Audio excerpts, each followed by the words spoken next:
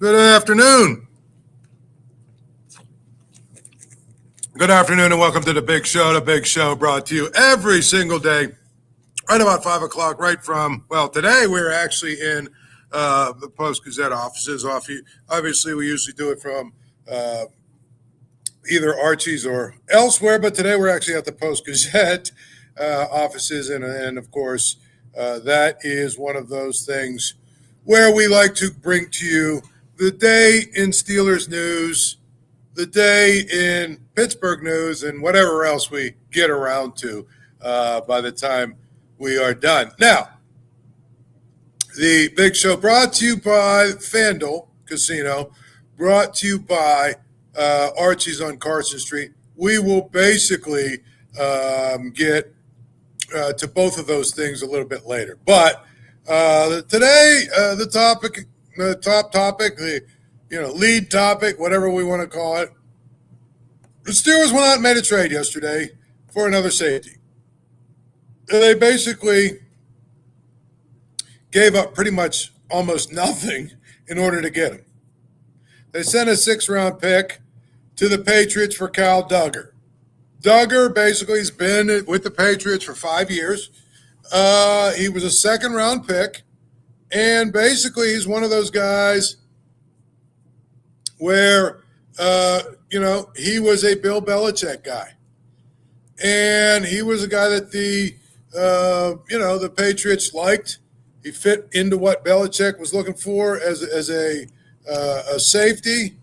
And at the end of the day, it's one of those things where they decided when they made the change, and obviously Mike Vrabel was actually one coach removed from Bill Belichick, but they decided that this guy doesn't really fit into what they're looking for. And I think that is really, to me, what it is, the reason for that Duggar was available. And I think that's something you need to remember. He's been with the Patriots for 81 games, 69 of them he started. He's got a lot of experience. He's not a splash guy. He's definitely not a splash play guy. But DeShon Elliott got hurt, and you needed to go find somebody that had experience, and Duggar was available. The thing that Mike Tomlin likes about him, or at least said he likes about him, is the fact that he is a guy that you can move. He can move up to the line of scrimmage and stop the run. He can play a traditional safety role. He could be in the nickel package, maybe in the dime package. He could be a little bit of a run support guy. He can do a lot of other things because that's what they needed to do. And I think it's important to note that he fills a void, at least for the next 3 or 4 weeks, until DeShon Elliott comes back. When DeShon Elliott comes back, well, then it's different. Then all of a sudden, you probably don't necessarily need another guy. But right now they do. And he's a guy that's got experience who probably would, fit in, make them a little bit better, give them the ability to do some things, maybe over the next couple of years. Now, weeks, I mean. And that's really, honestly, if you think about it, they are in a position right now where they're in survival mode. And it's one of those things where I think being in survival mode, you do what you have to do in order to try and get better. He's another guy. It's just one of those things where he brings a little bit of experience, and maybe they're able to use him in different ways in order to get him to a point where he is able to help them. Now, will he help this week? Maybe a little bit. It's kind of interesting because if you think about it, they now have what I would call the misfit parts when it comes to their safeties, both from New England, Jabrill Peppers, and now Duggar. And I think the biggest thing about Kyle Duggar is he's a guy who is really, if he doesn't work out, it really doesn't matter. It's really kind of a low risk kind of move. So the bottom line is he's a guy that made a lot of money in New England. He lost his starting job. Remember Jared Mayo was the coach for a year, and he was a little bit more of a Belichick disciple kind of guy. So when it came to that, I mean, it's not that he's a bad player. It's not that he got demoted. It's not that he necessarily isn't capable of fitting into certain systems. It's that Mike Vrabel looked at him and said, what he does doesn't really fit my scheme. So then I think the other thing that you have to worry about, he had ankle surgery. And when he had ankle surgery, there's been talk that he hasn't been right. He had it earlier, this year. There's been talk that he hasn't been right all year because of that. So if you look at the trade and you look at what the Steelers did, I don't know that it helps, but I think it's a lot like, there's that saying about chicken noodle soup. It can't hurt. It's probably like that. When you're sick, when you were young and you took chicken, your mom made chicken noodle soup, and it was kind of like there was this mythical idea that chicken noodle soup was going to make you better, right? And it was going to help you. And then you learn, you get a little older and you come to find out, well, chicken noodle soup really doesn't do anything when you're sick. But it can't hurt. And if it makes you feel better, maybe it's okay, to eat it. That's what I would tell you that this is. Chicken noodle soup in so many ways. I don't know that it helps the Steelers, but it can't hurt. I don't know that it's going to solve their issues, but it can't hurt. I don't know that it's something that, changes the game completely, but it can't hurt. And I think that is all really what's important here, is that they needed some help. They needed to plug a hole. They needed to get to a point where they've got enough bodies back there. And quite frankly, if Kyle Duggar comes in and he steps up to the line of scrimmage and puts his nose up there and stops the run a little bit, you know what? It'll be a win. If he stinks, who cares? You gave up a 6th-round pick for him. But one of the things that's really starting to get alarming to me, honestly, one of the things that's starting to get alarming to me is the number of what I would call misfit parts that are probably, comprised, the Steelers defense seems to be comprised of. The number of guys that are, just sort of, for whatever reason, if you think about it, they're guys that are just basically guys that are castoffs or whatever from other teams. Yet they comprise of the Steelers roster. I mean, really, if you think about it, they've got a lot of guys that seem to be playing key roles that were sort of castoffs from elsewhere. Patrick Queen. Have we gotten at least to the point where we understand why Baltimore was so easily let him go? Right? Cole Holcomb, who's been okay, but he's another guy that they sort of picked up off another team's scrap heap. Darius Slay, right? Where'd they get him? Well, they kind of picked him up off of somebody else's scrap heap, so to speak. And, of course, he's played like a guy who was picked up off of somebody else's scrap heap, right? Chuck Clark, another guy, picked him up off of somebody's scrap heap.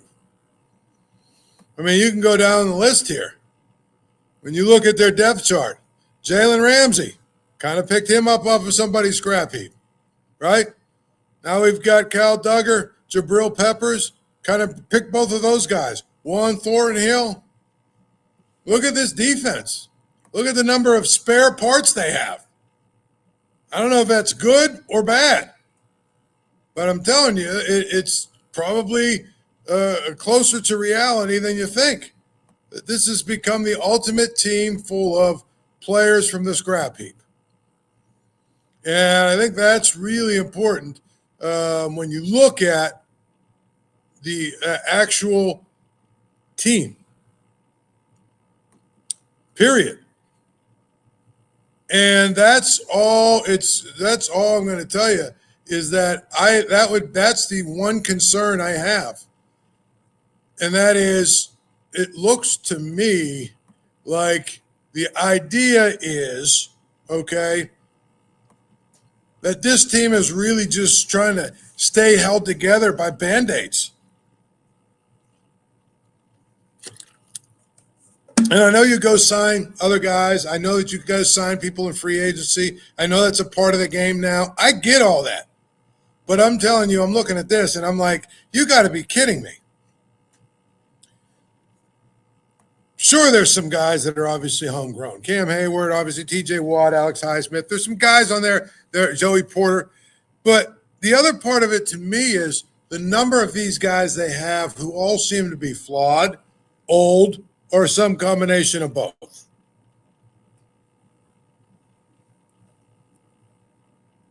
And at some point, we might want to look at that and say, that is why the defense is where it's at right now.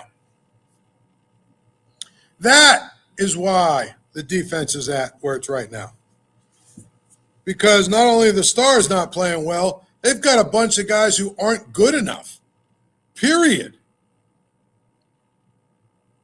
And it's just one of these things that really drives me crazy about all this stuff.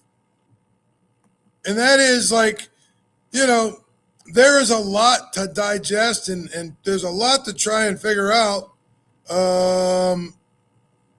I just think that's the important thing. There is a lot about this defense that has to change. But I would just say this, it's so important. It's so important in my mind, right, for the Steelers to figure out a formula that works for this year. And I don't know what it is. But I do think that part of the formula is to allow your offense maybe to win games for you, which Tomlin has never done. He had a little bit of that when they had the killer bees. But really, if you think about it, Tomlin has always built his teams for, well, you know what we're going to do? We are going to do the best we can do to try and win games with our defense. We're going to control games with our defense and try and the offense will score just enough points to win. But I don't think that's going to work anymore. Not this year. Some combination of, your offense, they scored 25 points this week and lost by 10. What does that tell you? It's probably time for you to sort of unleash that offense and let them go score points. They scored 31 the week before and they lost. So it's, a thing of where if you look at the offense, one of the things that people basically tried to say about the Steelers over the course of time is that, hey, here's the thing. If we could just get this offense to average 23 points a game, with our defense, we're going to do some great things, correct? Okay, well, right now they're averaging 25 points per game. And I would love to know, where it ranks in, say, the last 10 years in points scored per game. Where does that rank? I bet you it's on the high end, in the top 2 or 3 over the last 10 years. So maybe it's not as simple anymore as we've got to score, 20. If we score 23 points, it's going to be enough. No, you're probably going to need more than that.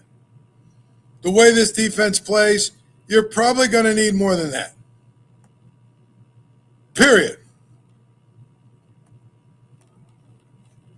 And that just doesn't even matter who you have, who you add at this point. There's discussion that the Steelers were still open for business and all the other good stuff. Guess what? It's just important to note that they really, really, really need to figure out what they're doing schematically. Because, again, they just sort of keep plugging holes with these guys. And they're all veteran guys who on some level are good, some level are okay, other levels maybe not so good. But to me, okay, I look at it and I say, you brought in a lot of guys who are like sort of misfit parts. And now you're trying to figure out how to make it all work. And it doesn't make sense to me. It just doesn't make sense to me. I would love to see it, the other way around, where you're willing to, go ahead and build your defense from guys that are homegrown that grow up and get better here, or guys who are legitimately stars that you bring here, which I don't know if it's possible to do that. Not with all the money you have tied up in the rest of your team. It just doesn't feel like it's possible to do that. So to me, it seems very simple. Get better players. Get better players. Okay? And if we do that, it's important if we do that to figure out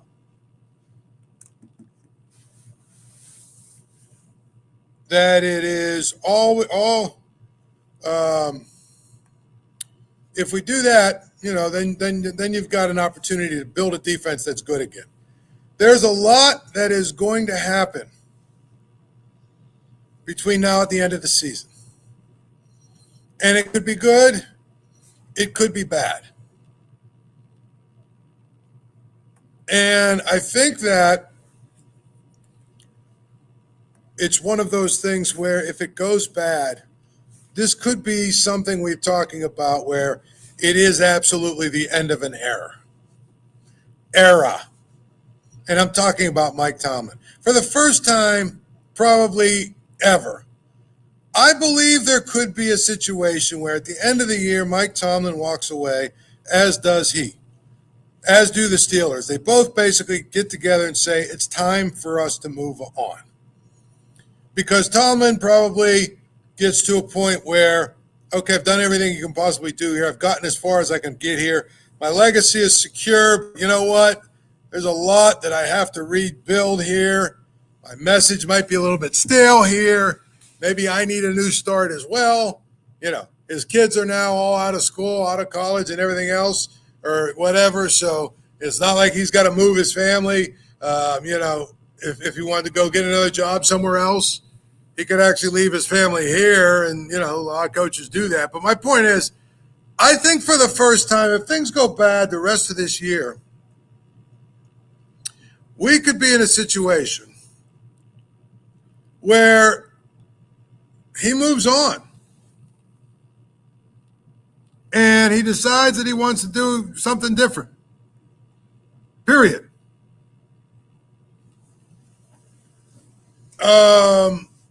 And that's where it is in my mind. In my mind, it's like one of those things where you look at it and you say, he might go the route of Mike Sullivan, where, the organization was ready for a change and Mike Sullivan, who had resisted it, was ready for a change. And they moved on from each other. And you know what?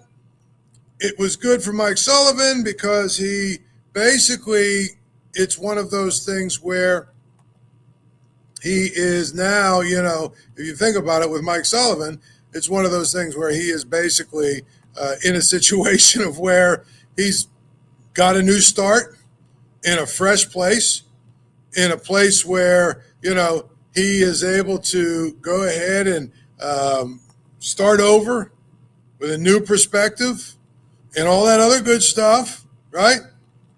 Now, the Rangers have been bad so far, but it's early. But reality is, he hasn't been able to win at home, which is kind of funny. It's one of those situations, though, where he's starting over and he's new in the room and guys are going to listen to him and, his ideas are different and all that other good stuff. I could see that being the case with Mike Tomlin. I could absolutely see that being the case for Mike Tomlin, where he decides it's time. And the Steelers decide it's time. Because, again, who cares if a good coach goes somewhere else? If it's time, it's time. And, the idea that this worked for them in the 70s, so therefore it's going to work in the 80s and the 90s, you know what I mean? It's amazing to me where, it worked in the 70s. And it worked in, the 80s even, and in the 90s, and in the early 2000s. But the game has basically changed. So that's where it is, period. So it's one of those things where you have to go and look at the entire situation and basically say, hey, this could be sort of the year, and the reason that they're adding all these misfit parts and the reason that they're just going and seemingly just basically reaching for this guy and reaching for that guy and reaching for this guy, the reason that it is very simple. It could be basically that, Mike Tomlin kind of knows this is the end. Not that he would necessarily get fired if he really pushed back hard, but he could. He could get fired.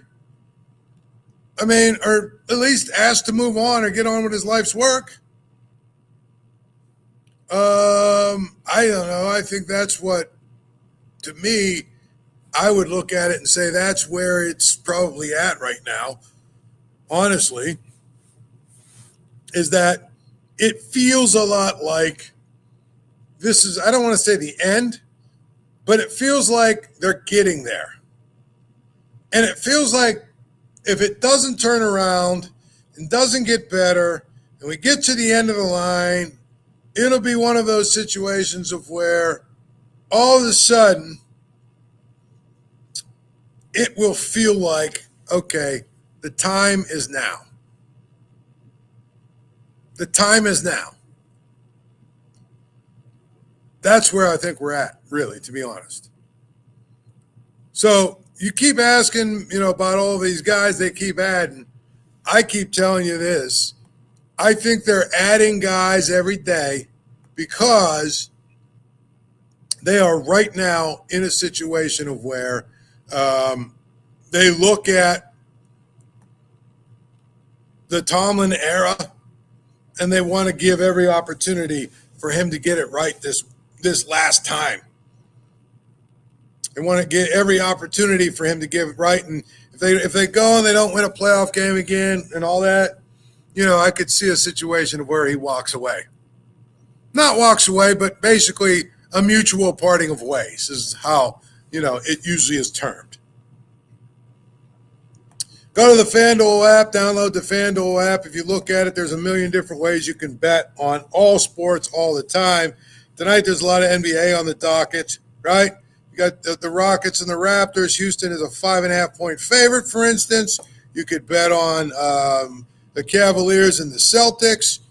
It's one of those games where you look at, the Cavaliers on the road. Celtics have struggled. So Cleveland is favored, even though it's in Boston. There's a number of other different ways you can bet on the games. You can bet on player props. You can bet a bunch of different ways and make it all fun. And you can do it all from really, one click with your phone. So to me, it's just one of those things that's a no-brainer to me. If you want to bet, download the app, the FanDuel app, download it now, and go and make your bets. Also, the game is always on at Archie's. Get down to Archie's on Carson Street, Archie's, home of 80-cent wings, Monday through Thursday, home of the Paul Zeise grilled cheese sandwich. So get down to Archie's. Tell Archie I sent you. Enjoy yourself, as always. And when you get there, tell him you would love to try the Duquesne wing sauce. Apparently that's the hottest now, and I don't mean hot meaning, burns your tongue. I mean hottest in terms of it's one that everybody wants. And I think that's where it comes out to in some ways. I haven't eaten them yet, but from what I heard, they're really, really good. This week we've got a situation of where Pitt is playing what some people are trying to make into a trap game. Trap game. It's a trap game. It's a trap game. It's a trap. I don't even know what that means. If you're an athlete and you can't get up for every single game on your schedule, I don't know what to tell you. The idea that you look at it, if you look at it from this standpoint, they're going out to Stanford, which is all the way on the West Coast. It means they've got to fly out there all the way to the West Coast. And Stanford stinks, and Pitt's been rolling really well, and they've got to be careful and all this other stuff. Look, here's the thing about trap game. I think it's something that media members and fans say a hell of a lot more than actually happens. So that's the thing. So it comes to one of these things where it's important to basically say if Pitt is who we think they are, then they're going to go and win at Stanford. Period. Go on and win at Stanford. So it's going to be, a thing of where I just am going to have to figure out why everybody believes that, Pitt, who's played really well recently, is going to go out there and lose to a terrible team. They're terrible, Stanford. So if you're Pitt, go win the game. Stop talking about trap game and we got to be worried about this and we're going to worry about that and, going out there and the travel and all this other garbage. I don't know. To me, it's silly. I get tired of hearing it, to be honest. Then after that, we're going to figure it out. After that, we're going to figure it out, how good they are. There's four or 3 games after this that will tell us everything that we need to know about how good Pitt is. They play Notre Dame. Then they play Georgia Tech, and then they play Miami.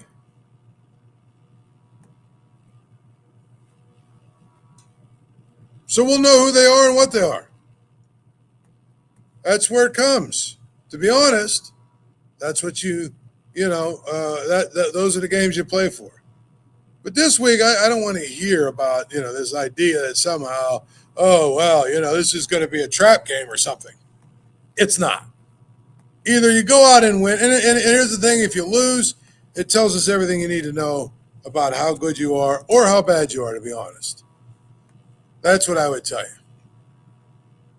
So, to me, we can sit here and go through all these other different, scenarios for Pitt, but if you're good enough and we basically know that you're good enough or think that you're good enough, guess what? I just would tell you, go win the game.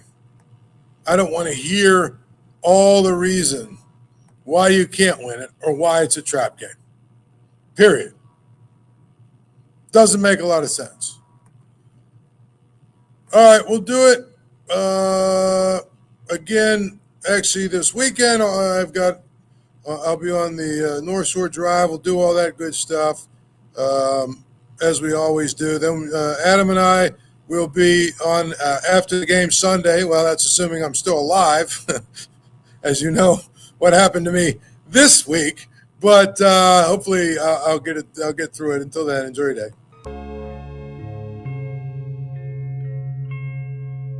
Thank you for checking out this content from Post-Gazette Sports. If you watch this video on YouTube, please like the video and subscribe to our channel.